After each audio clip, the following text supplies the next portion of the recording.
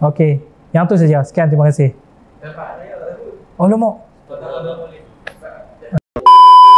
Okey, bismillahirrahmanirrahim. Saya Badrul Syam bin Ahmad, penolong kuarter Lembaga Muzium di Kedah, Ketua Unit Sewaan dan juga Balai Seni di Kedah. Ingin mengambil kesempatan nak mengucapkan ucapan selamat raya kepada khususnya kepada sahabat-sahabat muzium seluruh negara dan di luar negara, dan sahabat-sahabat seagama iaitu umat Islam di seluruh Malaysia dan seluruh negara juga.